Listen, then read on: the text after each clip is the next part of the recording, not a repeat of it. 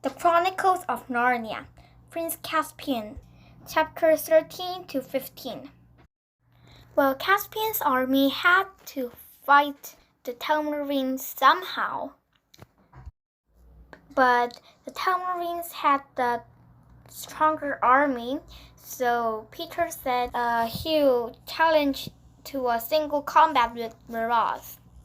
Well, Caspian really wanted it to be him, but Peter said he's wounded and Miraz would just laugh at a challenge from him because they've seen that he's a powerful king and Caspian the 10th.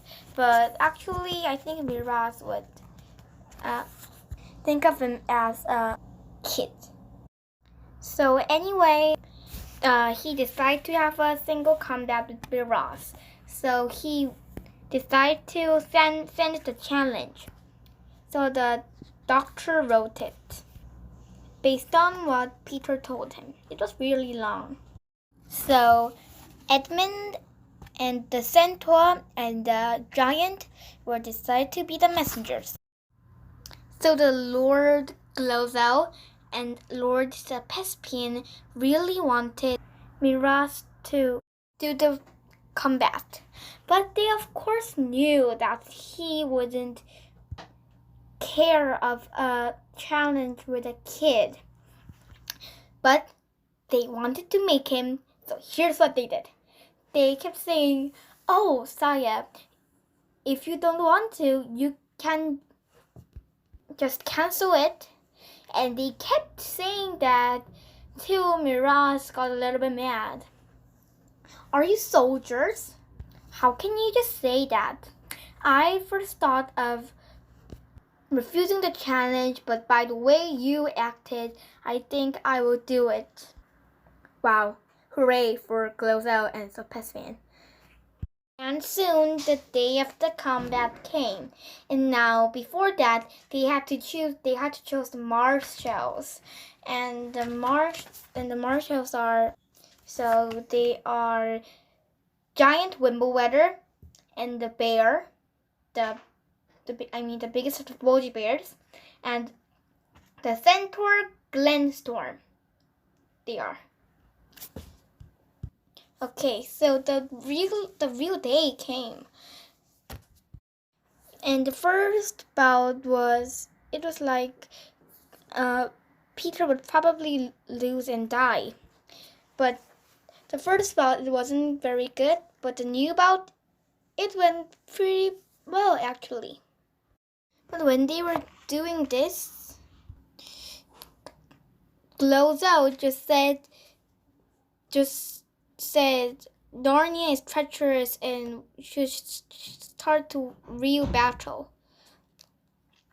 And they did. So Peter was kind of confused, but he still drew up the Caspian's head. But Glozell was Glozell. He was left. But yeah, the Telmars didn't do very well. They were running for their lives when they found that the bridge was missing, and now it was clear that they had totally lost the battle. And it was all thanks to Aslan and the girls. So yeah, Aslan decided to free the river god Bacchus, and to that they got rid of the bridge. So they met a schoolgirl named Gwendolyn. So Gwendolyn's story was like this. She saw the lion, so she looked out the window actually. So the teacher said, "Stop looking out the window. I shall have to give you an order mark." But Gwendolyn said there was a lion outside. So the teacher said she would give 2 order marks for talking nonsense. But just then the teacher heard the roar and saw the lion and fled with her class, which were mostly pig-like, dumpy, prim little girls with fat legs. Gwendolyn decided to stay with Aslan. Then they passed a boys' school. Then they passed some boys' school. Then at Beaver's Dam, they saw a cottage where a kid stood in the doorway crying. Aslan asked what was it. Then she said her auntie was very sick and she's going to die.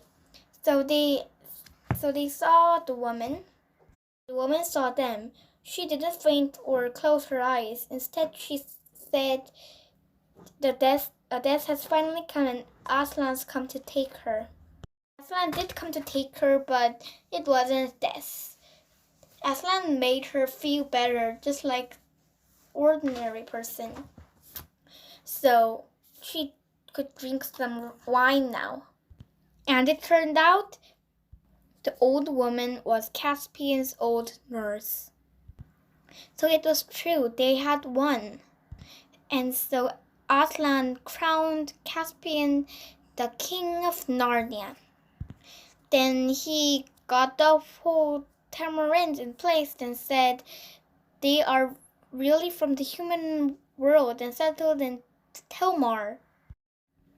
So he offered to take them to the world that they came from. And of course, the kings and queens too.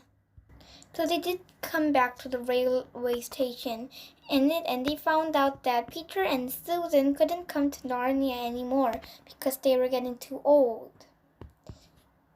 And soon Edmund figured out that he left his old torch in Narnia. Okay, so this is the end of the Chronicles of Narnia, Prince Caspian. Thank you for listening. I hope I meet you next time. Bye!